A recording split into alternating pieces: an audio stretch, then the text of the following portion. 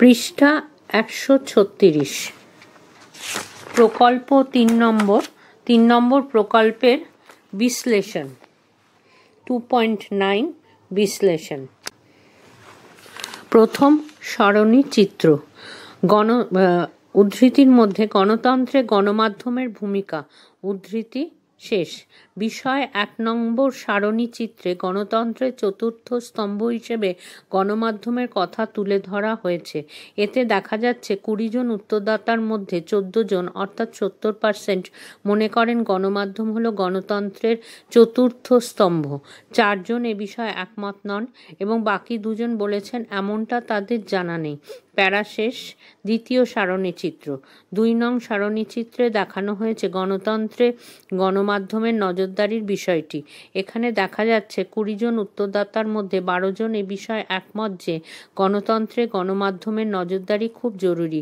সেই সঙ্গে তারা এও মনে করেন যে এর ফলে দুর্নীতি ও অপরাধমূলক কাজকর্মের সঙ্গে জড়িত লোকেরা আতঙ্কে থাকে। অন্যদিকে ২০ জন উত্তরদাতার মধ্যে ৪ জন এক্ষেত্রে সহমত হতে পারেননি এবং বাকি ৪ জন বলেছেন তারা বিষয়টি সম্বন্ধে কিছু জানেন না। প্যারাশেষ। তৃতীয় সারণী। ৩ নম্বর সারণীর চিত্রে গণতান্ত্রিক ব্যবস্থা গণমাধ্যমের স্বাধীনতা সম্পর্কে মতামত তুলে ধরা হয়েছে। এই সারণী চিত্রে দেখা যাচ্ছে ২০ জনের মধ্যে ১৪ জন মনে করেন গণতন্ত্রে গণমাধ্যমের স্বাধীনতা না থাকলে দেশে নৈরাজ্য, দুর্নীতি, অপরাধমূলক ও সন্ত্রাসবাদী কাজকর্ম বেড়ে যাবে। অন্যদিকে ৪ জন জানিয়েছেন তারা এমনটা মনে করেন না। এছাড়া বাকি ২ জন বলেছেন তাদের এ বিষয়ে কিছু জানা নেই। প্যারাশেষ। চতুর্থ সারণী চিত্র। ৪ নম্বর সারণী চিত্রে গণতন্ত্রে গণমাধ্যমের কাজ বিষয়টি নিয়ে দেখানো হয়েছে যে ২০ জনের মধ্যে ১৪ জন মনে করেন গণতন্ত্রে গণমাধ্যমের কাজ হলো সাধারণ মানুষের প্রতিবাদের কণ্ঠ তুলে ধরা। সেই সঙ্গে তারা এও মনে করেন যে নাগরিকদের শিক্ষিত করে গড়ে তোলাও গণমাধ্যমের একটি গুরুত্বপূর্ণ কাজ। ৪ জন এ বিষয়ে একমত হতে পারেননি আর বাকি ২ জন বলেছেন তারা এ বিষয়ে কিছু জানেন না। প্যারাশেষ। পঞ্চম সারণী চিত্র। ৫ নম্বর সারণী চিত্রে গণতন্ত্রে গণমাধ্যমের স্বার্থের বিষয়ে আলোকপাত করা হয়েছে।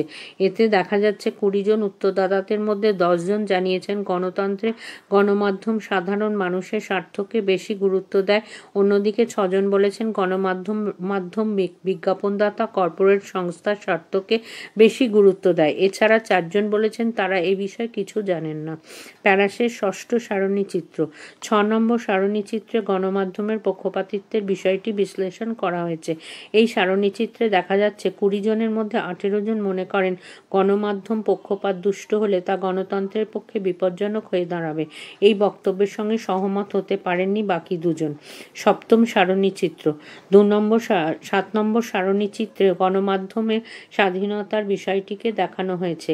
এই সারণী চিত্রে দেখা যাচ্ছে ২০ জনের মধ্যে ১২ জন জানিয়েছেন গণতন্ত্রকে সক্রিয় রাখতে গেলে গণমাধ্যমের স্বাধীনতাকে সুরক্ষিত রাখতে হবে। এক্ষেত্রে ৬ জন অবশ্য সহমত হতে পারেননি। বাকি ২ জন বিষয়টি সম্বন্ধে কিছু জানেন না। প্যারাশেষ। অষ্টম সারণী চিত্র।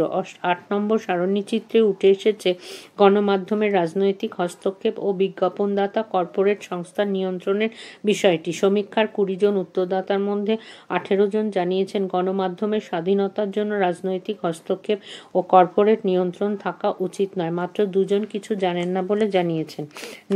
প্যারাশেষ। নবম সারণী চিত্র। ৯ নম্বর সারণী চিত্রে ২০ জন উত্তরদাতার মধ্যে ১৬ জন জানিয়েছেন টিভিতে সান্ধ্যকালীন টকশো গণতন্ত্রের পরিবেশের পক্ষে সহায়ক। সেই সঙ্গে তারা এও জানিয়েছেন সংবাদপত্রের সম্পাদকীয় নিবন্ধ ও চিঠিপত্র সুস্থ গণতন্ত্রের পরিচায়ক। এই সমীক্ষাটিতে ৪ জন অবশ্য বলেছেন তাদের এ বিষয়ে কিছু জানা নেই। প্যারাশেষ। দশম সারণী চিত্র।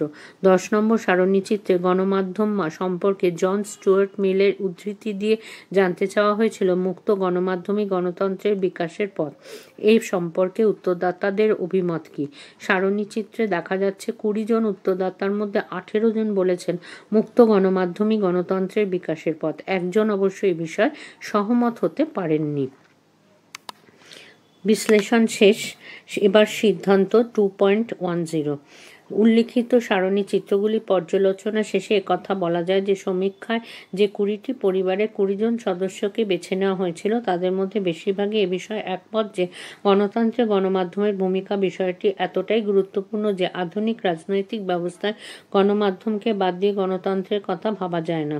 প্যারা শেষ। 2.11 তথ্যসূত্র নির্বাচিত পরিবারগুলির সদস্যের সঙ্গে সাক্ষাৎকারের ভিত্তিতে প্রাপ্ত উত্তরসমূহ এবং পর্যবেক্ষণ।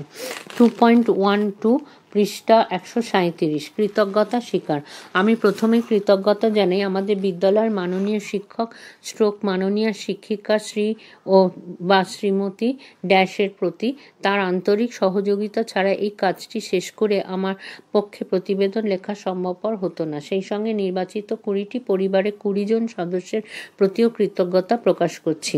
এছাড়া কৃতজ্ঞতা জানাই আমাদের বিদ্যালয়ের প্রধান শিক্ষক শিক্ষিকা সহ অন্যান্য সকল শিক্ষক বা শিক্ষিকাদের যারা প্রত্যক্ষ বা পরোক্ষভাবে আমাকে প্রকল্প রূপায়ণের ক্ষেত্রে সাহায্য করেছেন। আমার সহপাঠীরা যারা প্রকল্পের কাজে কোনো না কোনোভাবে আমাকে সাহায্য করেছেন তাদেরও ধন্যবাদ জানাই। প্রকল্পটি শেষ হলো। ডান দিকে শিক্ষক বা শিক্ষিকার স্বাক্ষর, বাঁ দিকে ছাত্র বা ছাত্রীর স্বাক্ষর।